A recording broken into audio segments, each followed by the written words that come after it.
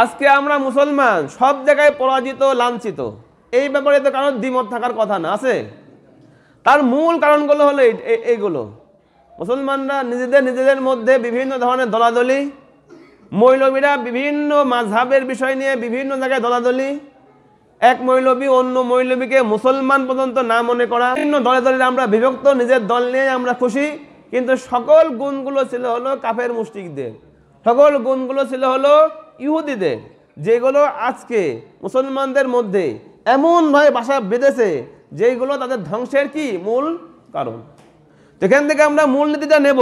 যখন মুসলমান নিজেদের মধ্যে মতবিরোধ করে, নিজেদের মধ্যে নিজেদের কমান্ডিং পাওয়ারের হুকুমটা শুনবে, তখন আল্লাহ রাব্বুল আলামিনের সহযোগিতা যাবেই। এবং জিতা যুদ্ধ, জিতা সিচুয়েশন তাদের অনুকূলে থাকবে। শুধুমাত্র নিজেদের কলহের কারণে, নিজেদের মধ্যে পারস্পরিক ঝগড়া বিবাদের কারণে আল্লাহ রাব্বুল আলামিনের সাহায্য চলে যাবে এবং তারা বিপদের মধ্যে লিপ্ত হয়ে যাবে, বিপদগ্রস্ত হয়ে যাবে। এখন সামনে যে আয়াত আসছে সেটা হলো, আমরা যে আগে বলেছিলাম উহুদের মধ্যে আল্লাহ রাব্বুল আলামিন মুসলমানদেরকে বিজয় দান করেছিলেন। প্রথম দিকে তারা বিজয় লাভ করেছিল। কিন্তু আপনারা সবাই জানেন, আগে আমরা কয়েকবার বলেছি যে রাসূল পাক সাল্লাল্লাহু আলাইহি ওয়াসাল্লাম জাবালুর রমিয়র উপরে যে আর্চার টিম, তীরন্দাজ বাহিনীকে আব্দুল্লাহ ইবনে জুবাইর ইবনে আওয়াম আল আনসারি, এই সাহাবের নেতৃত্বে 50 জন সাহাবীকে এই পাহাড়ের উপরে, ছোট্ট একটা পাহাড় যাকে বলাই হয় জাবালুর রমাত, এই পাহাড়ের উপরে রেখে দেন। এই পাহাড়ের উপরে দায়িত্ব দেন। দায়িত্ব দেওয়ার পরে বলেন, যদি আমরা উহুদ যুদ্ধের মধ্যে জয়ও লাভ করি, তাও তোমরা এখান থেকে কি করবা না, সরবা না। এবং আরো বলেন, যদি তোমরা এখান থেকে দেখো যে আমরা পরাজিত হয়েছি, আমাদেরকে সবাই হত্যা করতেছে এবং চিল শকুনে আমাদের গোস্ত খেয়ে যাচ্ছে, তারপরেও তোমাদেরকে যে পয়েন্ট দিলাম, এই পয়েন্টের থেকে তোমরা কেউ সরা যাবে না। এটা এত ইম্পর্টেন্ট একটা স্ট্র্যাটেজিক্যাল পয়েন্ট ছিল। এটা রাসূলুল্লাহ সাল্লাল্লাহু আলাইহি ওয়াসাল্লাম তাদেরকে বলেছিলেন।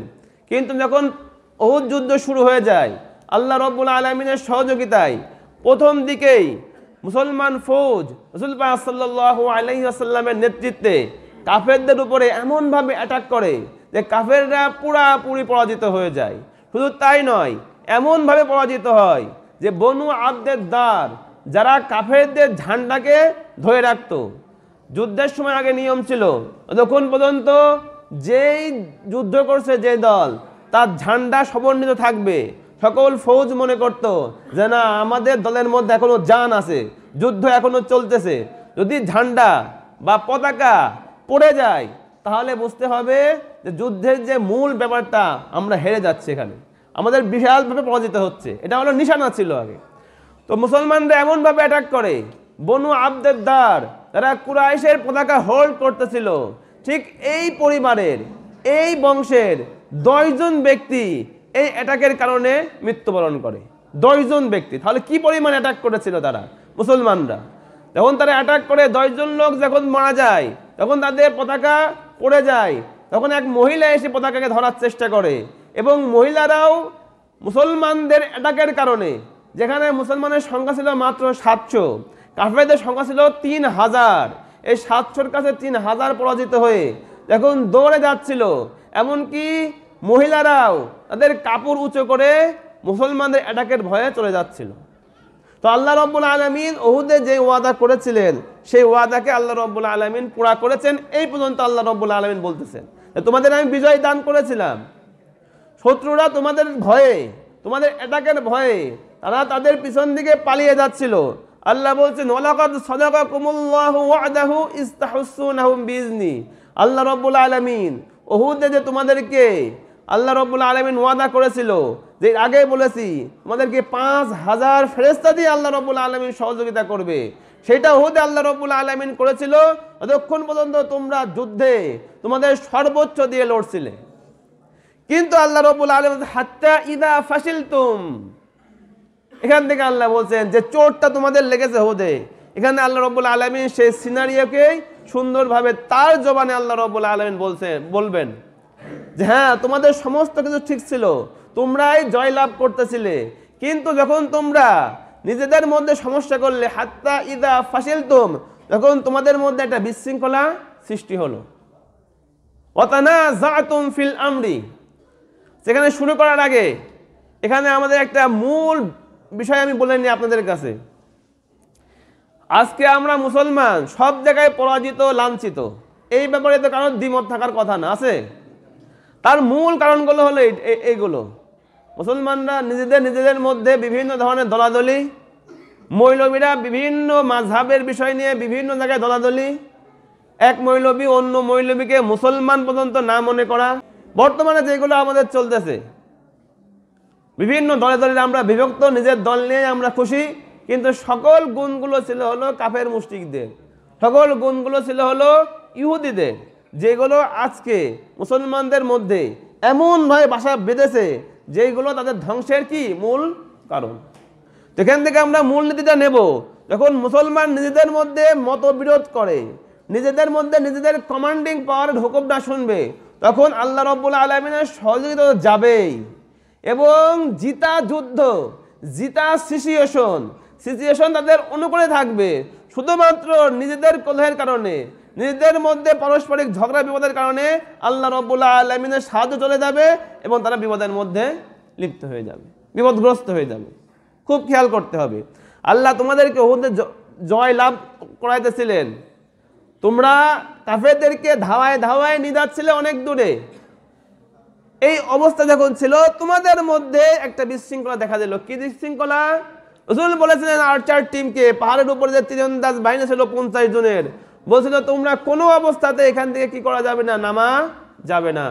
কিন্তু এই 50 জন লোকের মধ্যে কি শুরু হয়ে গেল? আস্তে আস্তে বিভিন্ন মতবিরোধ শুরু হয়ে গেল।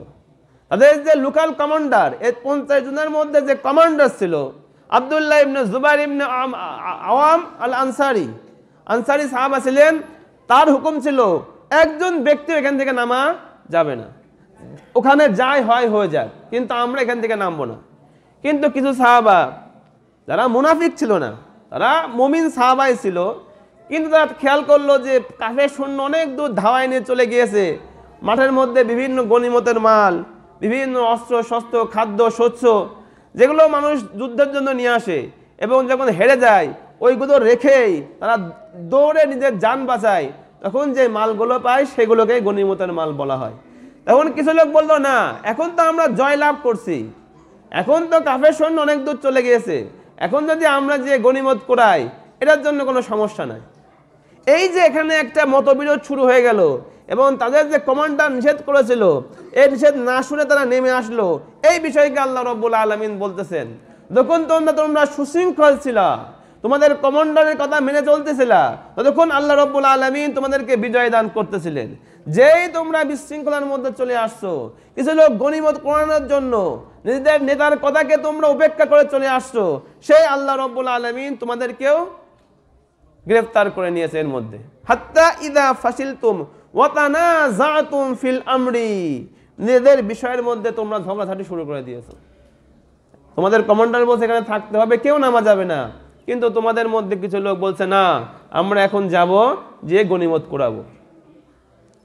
ওয়া আসাইতুম মিন বাদি মা আরাকুম মা তুহিব্বুন, ওয়া আসাইতুম মানে কি, তোমরা নাফরমানি করেছো তোমাদের কমান্ডারের, তোমাদের লিডার যে হুকুম দিয়েছিল সেটা নাফরমানি করেছিল। কোন সময় করেছো? যখন তোমরা দেখেছো উপর থেকে যে মাঠে এখন গনিমতের মাল পড়ে আছে, যেটা তোমরা গনিমত অর্জনেরও তোমাদের মনে মনে হয়তো বা একটা লক্ষ্য ছিল। কিছু সংখ্যক সাহাবা, সবার না, তারা মুমিন থাকতে পারে, কিন্তু যেহেতু মানুষ, যেহেতু সামনে অনেক ধন সম্পত্তি দেখছে, তাদের মনে একটা খায়েশ জাগতে পারে। আল্লাহ বলছেন, যখন তোমরা তোমাদের লাভ ময়দানে দেখছো, দেখার পরে তোমাদের কমান্ডারের হুকুমের অবাধ্য যখন হয়েছে, তখনই আল্লাহ রাব্বুল আলামিনের সাহায্য কি হয়েছে, তোমাদের থেকে চলে গিয়েছে। ওয়া আসাইতুম, তোমরা নাফরমানি করেছো, মিন বাদি মা আরাকুম, তোমরা ওই জিনিস দেখার পরে, মা তুহিব্বুন, যেটা তোমরা ভালোবাসো, যেটা তোমরা নিতে ভালোবাসো, যে গনিমতের মাল আমাদের হোক, বিভিন্ন স্বর্ণ চাঁদি থাকতে পারে ওর মধ্যে আমাদের হোক, বিভিন্ন ঘোড়া থাকতে পারে, উট থাকতে পারে আমাদের হোক, বিভিন্ন রেশন থাকতে পারে যেগুলো আমাদের হোক, এই চিন্তা করে তোমরা আর্চার টিমের মধ্যে 10 জন লোককে রেখে পুরা 40 জন লোক ওখান থেকে চলে আসলা। এই যে বিশৃঙ্খলা তোমরা করলা, এই জন্য আল্লাহ রাব্বুল আলামিন জিতা যুদ্ধকে তোমাদের উপরে চাপাই দেবে। কথাই বোঝা যাচ্ছে, নিজেদের মধ্যে মতনৈক্য যদি মতবিরোধ যদি হয়ে যায়, তখন আল্লাহ রাব্বুল আলামিনের বরকত সেখান থেকে চলে যায়। আর আমাদের দেশের মধ্যে, বর্তমান মুসলিম বিশ্বের মধ্যে কেউ কারোর সাথে একমত হইতে চায় না। আর যেইগুলোই হলো আমাদের ধ্বংসের কি মূল কারণ। এরপর থেকে, এই ঘটনার পর থেকে কোনো সময় সাহাবারা তাদের কমান্ডার যা বলেছে তাই শুনেছে। চাই কমান্ডার ছোট হোক বড় হোক, চাই কমান্ডার বুঝুক বা না বুঝুক, রাসূল পাক সাল্লাল্লাহু আলাইহি ওয়াসাল্লাম যাকে কমান্ড দিয়েছেন, যার হাতে নেতৃত্ব দিয়েছেন, সে যেটা বলেছে তার বিরুদ্ধে কেউ কখনো যায় নাই এই ঘটনার পরে। কিন্তু এই ঘটনা পর্যন্ত, এই ঘটনা উহুদের মধ্যে ঘটে যায়, যার কারণে উহুদের মধ্যে হার হয়ে যায়। আল্লাহ আরো বলে দিচ্ছেন, মিনকুম মান ইউরিদুদ দুনিয়া, তোমাদের মধ্যে তোমরা মুমিন ঠিক আছো, কিন্তু তোমাদের মধ্যে দুনিয়ার লোভ, দুনিয়ার আকাঙ্ক্ষাও কিছু আছে। মিনকুম মান ইউরিদুদ দুনিয়া ওয়া মিনকুম মান ইউরিদুল আখিরাহ, তোমাদের মধ্যে কিছু লোক আছে যারা দুনিয়া চাও এবং কিছু লোক আছে যারা আখিরাতকে চায়। দুনিয়ার ঝোঁকটা কিছু লোকের মধ্যে বেশি আছে, এখানে এমন লোকও আছে।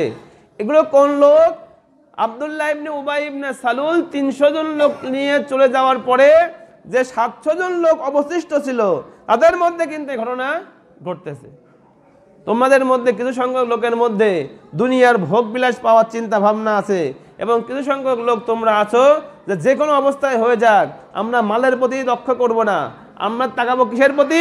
আল্লাহ রাব্বুল আলামিনের রাসূল আমাদেরকে যে হুকুম দিয়েছে, আখিরাতের বিষয়কে আমাদের মধ্যে রেখে আমরা এই জায়গায় অবস্থান করব। রাসূল সাল্লাল্লাহু আলাইহি ওয়াসাল্লাম যে নির্দেশ দিয়েছেন তার থেকে আমরা এক পাও ওদিকে দিকে হব না। আল্লাহ সুম্মা সারাফাকুম আনহুম, এই যে তোমরা যে একটা সমস্যা করলে, এই জন্য আল্লাহ রাব্বুল আলামিনের সাহায্যকে তোমাদের থেকে কি করলেন? সরিয়ে নিয়ে গেলেন। লিয়াবতালিয়াকুম, এখন আল্লাহ রাব্বুল আলামিন তোমাদের মধ্যে পরীক্ষা করবেন, তোমাদেরকে পরীক্ষার মধ্যে দিয়ে দেবেন।